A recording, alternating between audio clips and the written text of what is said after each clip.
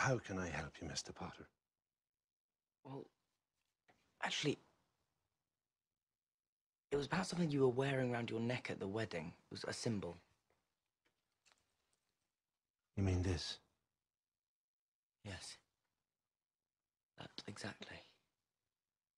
What we wondered is, what is it? What is it? Well, it's the sign of the Deathly Hallows, of course. The what? The what? The Deathly Hallows.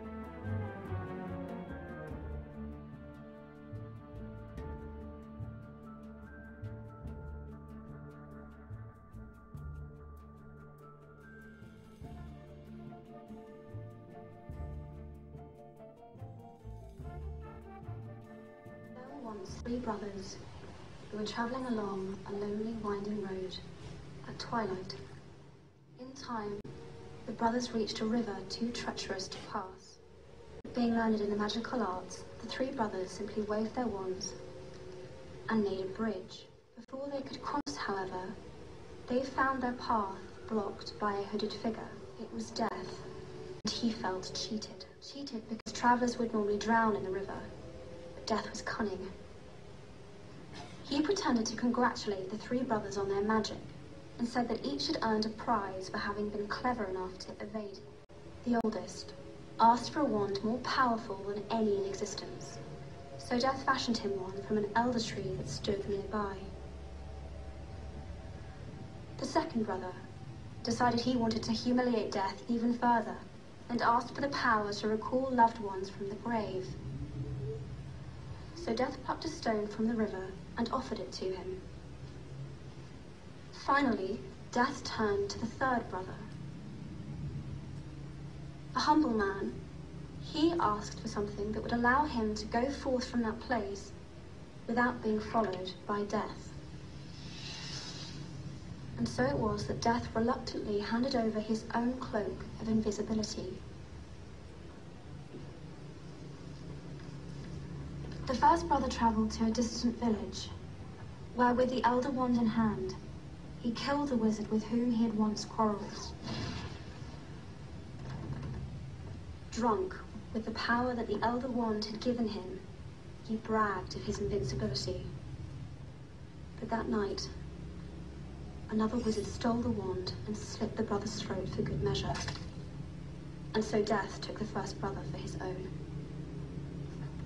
The second brother journeyed to his home, where he took the stone and turned it thrice in hand.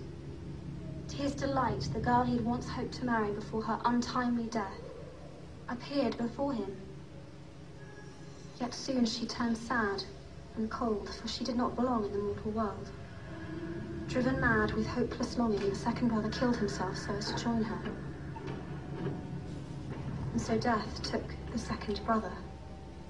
As for the third brother, Death searched for many years but was never able to find him. Only when he attained a great age did the youngest brother shed the cloak of invisibility and give it to his son. He then greeted Death as an old friend and went with him gladly, departing this life as equals.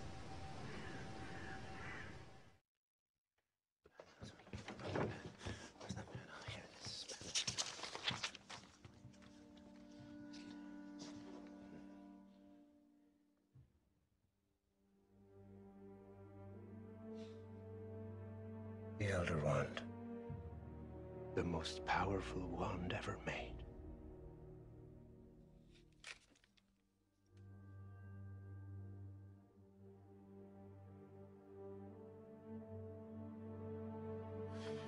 The Resurrection Stone.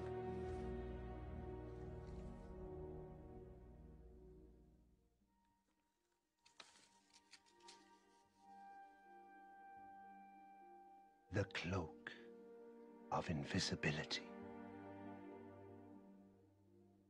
Together they make the Deathly Hallows. Together they make one Master of Death.